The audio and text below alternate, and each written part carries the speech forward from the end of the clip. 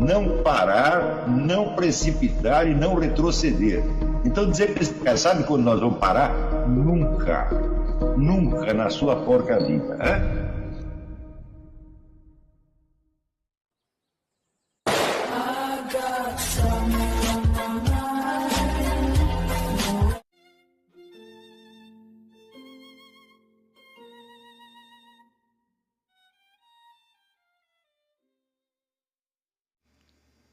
E aí pessoal, tranquilo? Então vem aqui antes do vídeo começar, pedir para vocês se inscreverem, quem não for inscrito, compartilhar, curtir, comentar. Quem puder seja membro do canal, que isso ajuda bastante. Tem também o link do Apoia-se. Quem puder ajudar nosso canal e apoiar financeiramente vai ser muito bem-vindo. Mas o mais importante é transmitir o conteúdo e os conhecimentos do professor Olavo de Carvalho para mais e mais brasileiros. Então compartilhe e ajude aí nossa causa. Muito obrigado a todos os membros, apoiadores do canal. Fico muito feliz. Tenho certeza que a gente está no caminho certo. Então fiquem com o vídeo e até mais. Valeu! Deu muito bem. Aí, como sempre, é preciso lembrar aquela distinção que faz o Wolfgang Schmidt entre o que é ciência e o que é mitologia científica. É claro que a lei da gravitação universal de Newton não poderia produzir este efeito se ela não fundasse toda uma concepção do mundo mecanicística, que é uma espécie de hipertrofia literária de uma descoberta científica. Quer dizer, você vai dar uma descoberta científica um alcance que é infinitamente maior do que ela tem na realidade. Não é isso? Então, tudo o que Newton fez foi descrever um sistema, matematicamente, um certo sistema de aparências recortado sobre o fundo geral da realidade. Ele não está explicando como funciona a realidade, mas somente alguns aspectos dela que são matematizáveis. Você pode, com base nisso, criar uma filosofia de que tudo funciona assim e de que esta explicação matemática destes aspectos da realidade contém a explicação de tudo. Basta você explicitar essa presunção que ela já se torna demencial na mesma hora, mostra que é uma loucura. Quer dizer, você não tem nenhuma prova de que as coisas sejam exatamente assim, tá certo? E nem de que sejam longínquamente assim. No entanto, nós podemos dizer que a filosofia mecanicística ela produziu um desastre considerável. Você ainda vê pessoas gravemente lesadas por esta coisa. Tá certo? Inclusive grandes cérebros, grandes inteligências, Stephen Hawking ou Richard Dawkins, eles evidentemente estão dominados pelo íncubo mecanicista, no fundo. Tá certo? Mas isso não é ciência, na verdade. Isso aí é mitologia científica mesmo. Né? Toda teoria científica você tem que descobrir qual é o campo efetivo de validade dela, tá certo? E distinguir isso das extrapolações metafísicas que o pessoal tira. Que entra, e frequentemente são pessoas sem, vamos dizer, um talento, às vezes até sem um treinamento filosófico necessário. Né? Eu vejo, por exemplo, que o Richard Dawkins não tem treinamento filosófico nenhum, zero.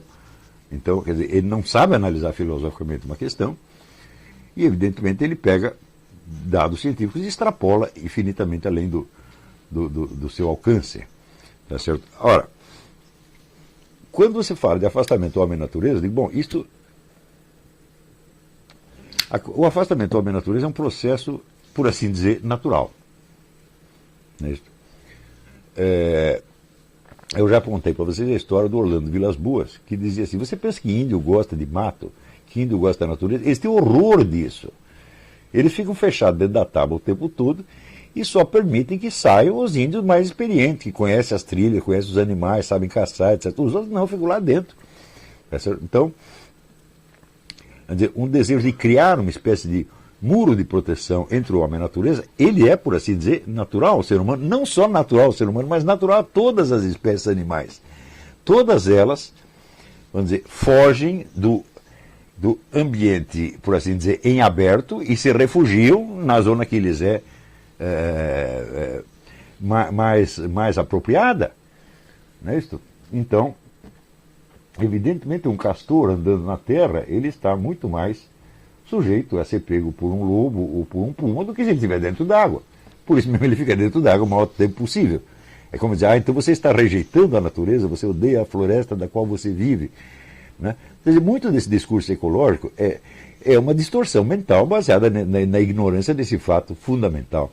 Todas as espécies animais se refugiam do ambiente aberto da natureza no ambiente mais restrito que é próprio à sua proteção e sobrevivência. O ser humano leva isso às suas últimas consequências ao criar a cidade. E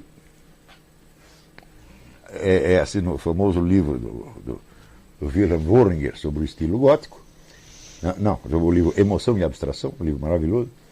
Wöhringer escreveu 3 ou 4 livros, assim, coisa de tudo pequenininho, mas coisa de gênio, em que ele observa que uma arte voltada a representar a natureza como objeto de beleza só aparece dentro das cidades.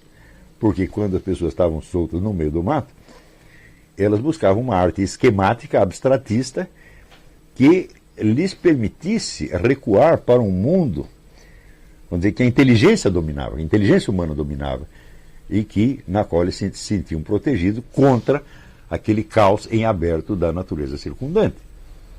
Então, vamos dizer, o afastamento entre homem e natureza é natural. Como é natural o afastamento de qualquer espécie em relação à natureza. Agora, pode-se fazer em torno disso, quer dizer, introduzir aí elementos cristãos, aquela coisa que o Chesterton dizia, que o mundo está repleto de ideias cristãs enlouquecidas, introduzir aí um viés do pecado original e dizer que o nosso grande pecado foi voltar as costas à natureza.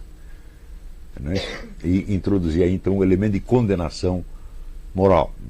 É evidente que a criação da cidade, o crescimento da cidade, você vê que Roma acho que nunca passou de 1 milhão de habitantes. Hoje em dia, qualquer cidade do terceiro, um capital do terceiro mundo tem 20, 30, 40 milhões de habitantes. Aquilo vira evidentemente um formigueiro, e de modo que o ambiente social pesa sobre os indivíduos de uma maneira infinitamente mais presente, mais grave e mais coercitiva do que a natureza.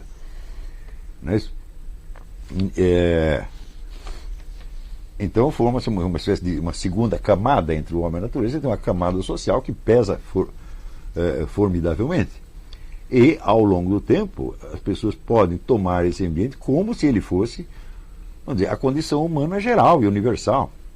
Então você tem muitas ideias circulantes que não são nada mais do que lendas urbanas que se formam dentro do ambiente da sociedade urbana, mas que, confrontadas ao mundo físico ao redor, não fazem o menor sentido. Você veja, o próprio... Eu já mencionei aquela série Atração Fatal, que são pessoas que se apaixonam por animais ferozes e começam a criá-los dentro de casa e acabam sendo comidos por eles, evidentemente. Então, isso é um efeito reativo desse desejo, vamos dizer, estereotipado de reintegrar-se à natureza. Tá certo? Não é possível ninguém reintegrar-se à natureza. Tá certo? Você só estaria integrado à natureza se você estivesse totalmente inerme contra ela, como está, por exemplo, será um girino que acabou de nascer, ele não pode fazer nada, ele está totalmente integrado. Tá certo? Porque o sapo pai e o sapo mãe, tá certo, já são um pouco espertos e não se integram na natureza, eles recuam para onde lhes é conveniente. Né? Por exemplo, os lobos e as raposas fazem parte da natureza, as águias fazem parte da natureza, e o sapo poderia se integrar à natureza sendo comido por uma águia. Ele não quer isso, então o que ele faz? Ele se isola. Este instinto de autodefesa que faz o indivíduo recuar do ambiente em aberto para o recinto que lhe é mais propício, isso é universal e faz parte da própria natureza. Não é isso? E então, vamos dizer, o que acontece é que tudo no mundo tem um preço, evidentemente. Quer dizer, você recuando, você pode, inclusive, observar essa natureza de mais longe, ela se tornou inofensiva, então você começa a ver nela um objeto de beleza. Depois, mais um pouco, quando você já está cansado da vida urbana, você começa a idealizar essa natureza como se fosse um negócio sacro. Tá certo? E daí vem a confusão, que hoje em dia é muito comum, e que pessoas como o seu Peter Kingsley ajudam a disseminar, entre o que é o simbolismo natural e o que é a sacralidade da natureza. Né? Se a natureza por si fosse algo sacro, nós estaríamos no paraíso. No entanto, nós todos sabemos que a natureza, ela implica, vamos dizer, um coeficiente enorme de absurdidade, de feiura, de maldade, de sofrimento. Todo mundo sabe disso, mas vista a distância, desde um edifício de Nova York, repleto de socialites, a natureza adquire um tom encantatório e os bichos começam a aparecer como se fossem anjos.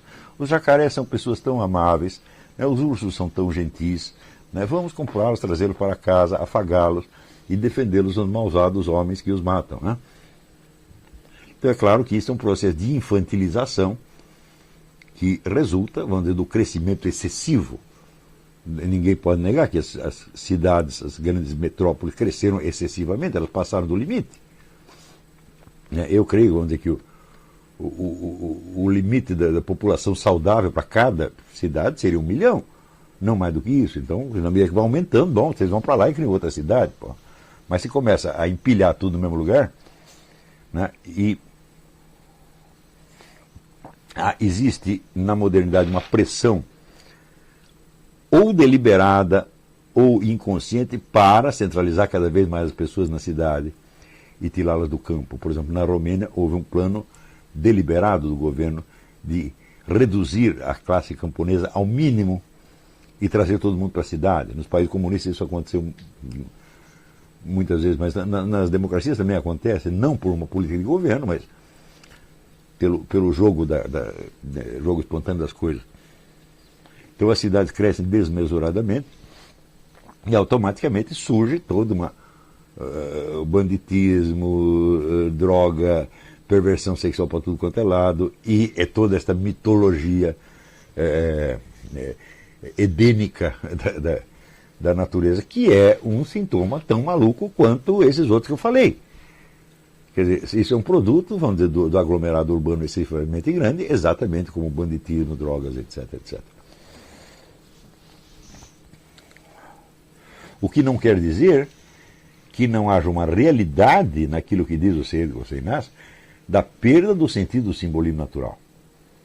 Isso aconteceu efetivamente, né? Mas perder o simbolismo natural é uma coisa, e você perder a integração na natureza edênica é outra completamente diferente, né? Não vamos confundir uma coisa com outra. Você vê que ainda em Santo Tomás de Aquino a noção do simbolismo natural está ali plena em toda a civilização cristã da Idade Média. Leiam no livro do Louis Charbonneau-Lasset, Le Bestiaire du Christ, onde Bestiaire du Christ, ele era um arquiteto, ele foi de catedral em catedral desenhando e explicando todos os animais que representavam as várias qualidades do Cristo. Né? Então, você vê que o simbolismo natural ali ainda estava com toda a força, tá certo?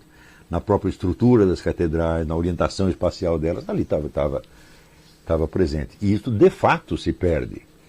Tá certo? Mas você lamentar essa perda ao ponto de você querer um retorno à visão edênica da natureza, bom, é uma distorção monstruosa.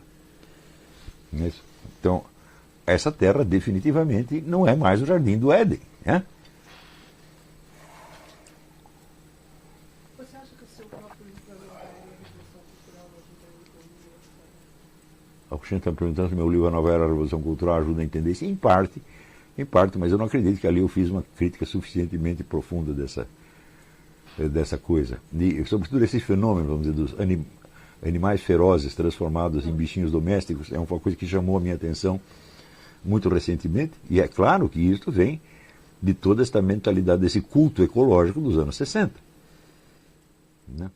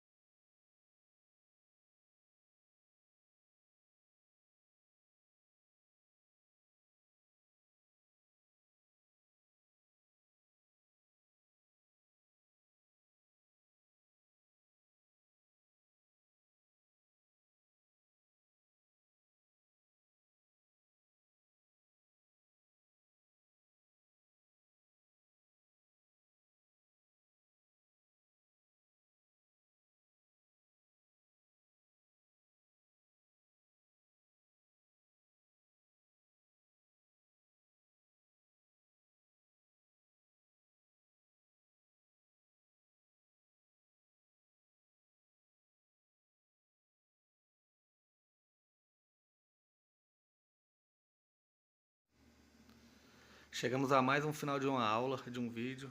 Espero que tenham gostado. Quem não se inscreveu ainda, se inscreva, compartilhe, comente. Ajude o nosso canal, apoie, seja membro. E ajude o nosso canal a chegar a cada dia a mais brasileiros que precisam muito do conhecimento do professor Olavo de Carvalho. Então é isso aí, fique com Deus, até o próximo. Valeu! Então é isso aí, pessoal. Que é o nosso canal. Que são alguns livros que eu já li. A maioria foi doação, mas alguns eu adquiri, professor Olavo de Carvalho. Alguns livros se perderam aí que eu emprestei. Professor Alexandre Costa. A Bíblia Sagrada. 10 lições sobre Karl Marx. Indico a não ler esse livro, que é muito ruim mesmo. Alguns pensadores aqui que realmente, como o professor Olavo de Carvalho disse, não são pensadores. Valeu, tamo junto aí. Apoie nosso canal, seja membro.